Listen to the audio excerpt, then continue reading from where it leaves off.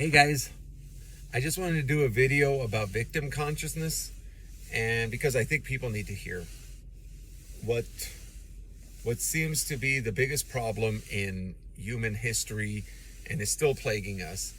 It is definitely something we control and is not some outside agency that's telling us, hey, go fight amongst ourselves. It is part of the divide and conquer that we're dealing with right now, but it's really all our faults because I will get to that at the end and how we could deal with it. But anyway, let's start with victim consciousness and the detriments of it. So victim consciousness is when you feel like a victim and you feel slighted. But the problem with victim consciousness is that you feel like you deserve something. And a lot of times it can make people become a monster. So you become the victim, and then soon you oscillate to victimizer. And then you, after you feel satisfied, satiated that you exacted revenge, then you go back to victim. And then I've seen people do this and they just become basically, perpetually in victimizer consciousness. And it just never ends.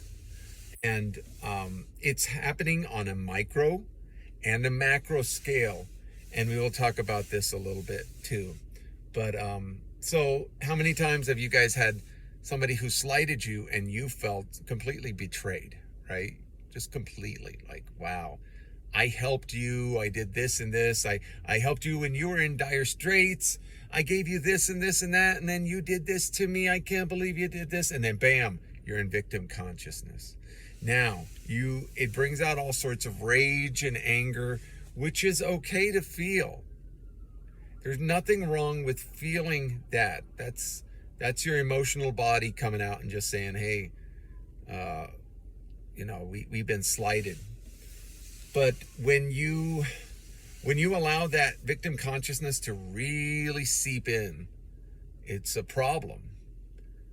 Because let's look at the wokesters and how this whole woke generation has been manipulated, I'll say, to become these victims, these perpetual victims. A lot of them will scream racism at anything now. Like everything is racist now. I mean, the word racism is now like it doesn't even mean anything. So, so we got a bunch of wokesters that will scream that, or they will scream anti-Semitism. That's another one that I hear a lot that doesn't even make sense sometimes when it's being used. Sometimes it does, but that is a form of, again, victim consciousness. So let's look at it on a macro scale real quick. And talking about the anti-Semitism, the Jewish people were violated in World War I. And they were victimized in World War I. And so were many other groups of people victimized. And I would even argue the soldiers who fought in both sides were actually victimized too. But let's go back to just this example. The Jewish people were victimized. So they later on carried this victim consciousness to Israel with them. And they used it to become monsters in some ways, because we see many examples of them doing a attack without being, drawing first blood without being attacked. Like, for instance, just recently, there was 2 countries that Israel had just attacked, provoking them, but under the excuse that, well, look, these people were gonna attack us and we're just scared, so we need to attack them first. Well, what does that make them? That makes them exactly what they say the other people are. That makes them the terrorists that they claim others are. When you start terrorizing other people or marginalizing other groups, saying that you're the victim, well, This is the true danger of victim consciousness. You get a lot of bad karma. It just accrues really quickly. And to hide under a buckler of anti-Semitism every time somebody says anything constructively critiquing a country about their civil rights abuses is pretty far off the mark when it comes to sanity. So this is just an example. I didn't mean to pick on them. No offense, anybody claiming racism, and Arabs can do this too. Arabs can do this too. I see Palestinians do this too, where they're like, oh, we've been attacked by them, those big evil, and they can excuse themselves as being monsters and do terroristic acts. So we see it on both sides. And this is the problem on the macro scale. But the macro is just a representation of the micro scale. So it's happening to each one of us individually. Now, Jesus came down to tell us to finally stop this wheel of karma, this wheel of just nastiness, us fighting with our friends and our brothers and sisters because they slighted us, and not just forgiving them. Just let it go, or coming back with some compassion, this is what he was trying to teach us, that ends the wheel of karma. But we didn't pick up on that, and it's still 2,000 years later, and we are worse than ever before. And it's because the message got diluted.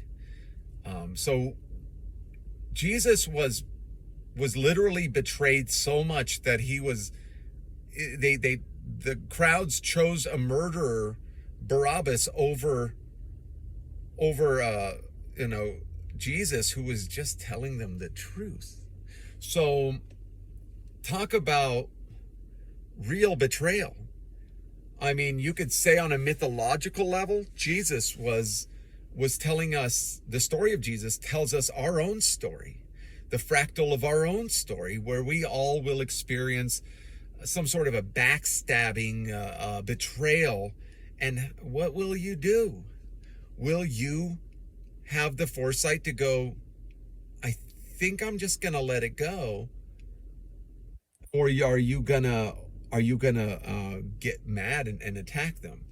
Now, to just let it go can be dangerous if you're not integrated with your own shadow self. If you let it go, but you're still boiling with rage on the inside, that could cause real diseases in the future. So you have to be careful. So you also have to know, if you have a lot of anger inside when somebody slights you, you have to go back into your past and realize what is really being triggered here. Or you can cause some serious problems to your physical health. And you know what? The last thing I'd want to help with is to cause you to hurt yourself at all. So I wanted to just put that out there too. So I would encourage everybody to do that inner work. When you feel angry or you feel miserable about somebody's, treatment of you, please go back into your past and figure out what in your past can you attribute it to, that. So what sort of trauma that you can, lead back to in your past, that you could say, this hurt me so much and I never healed from it. I never really even processed it. And just thinking about it and just knowing it starts the healing process. And the psyche just needs to have that part recognized as, you did go through something.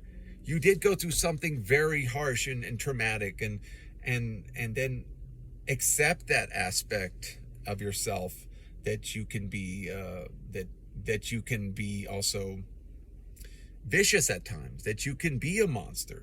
That's part of shadow work too. People say just heal yourself from your past traumas, but you also got to accept that you all can be monsters. So going back to Jesus real quick, because I went on a tangent there. Jesus had to overcome that massive betrayal. And he said, Father, forgive them, Father, for they know not what they do. Wow. He forgave them as he's being killed and crucified. While they're exchanging money, doing the money lending and usury and what, who knows what the heck, right in front of his face probably, or laughing at him, spitting at him. All these things, you know, he probably experienced, but he still was able to take the cosmic viewpoint and say, you know what? They're being controlled by this plague. Victim consciousness is like a mind parasite, and maybe it was introduced to us by an alien force. That's very, very likely. Maybe we got in, our genetics were manipulated, and that's part of it. Is that we are hardwired to self-destruct, because unlike every other animal, unlike any other, I shouldn't say animal because we're not animals, we're humans. But unlike any other living being on Earth, we're not set to self-destruct. Or I mean, we are set to self-destruct. Excuse me. Everybody else isn't. All the animals are not. If you put it like what was it? Doug Stanhope, the comedian, said if you put a Diet Coke in front of a dog and you put a bowl of water, so you have Diet Coke in a bowl and water in a bowl in front of a dog, what will they go for? Or Coke, it doesn't matter, or Sprite, whatever. They will always go for water, because to them it's about survival. For us, it's about taste, mouthfeel. So there's something that got manipulated with us. I feel, So this victim consciousness has to be healed on an individual level. Each one of us have to attack it individually. So this war we're in between, you could say, good and evil, has to be won one mind at a time. You can't win it we can win some things by saying no compliance. That's true. And that is a very effective thing, extremely effective, but we'd have to all be in unification. And we can't be in unification unless we actually get over this victim consciousness, which is keeping us in separation from each other. And as long as we're in separation consciousness or victim consciousness, they go hand in hand, then we are easily controlled. 8 billion people controlled by just a couple million. That is a joke. Just because we can't get over our past traumas, and nobody even cares to even do that now. But if you're listening to this video and you're still listening, then that means you really want to.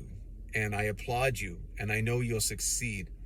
It does take years, and you'll find the progression to be slow.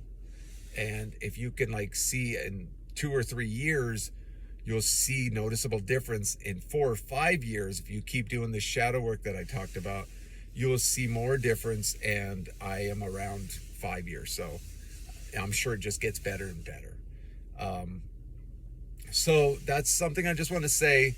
Victim consciousness needs to be attacked with forgiveness, to finally get out of it, and to realize what's going on. Am I in victim consciousness? Awareness and then forgiveness. But you have to do your inner work to finally get that forgiveness to be true, not just, oh, I forgive them, and you still are boiling with rage, So I just wanted to put that out there, and I love you guys so much. Thanks for watching the video, and if you like, it doesn't matter. This is all for the betterment of humanity. I love you guys. God bless.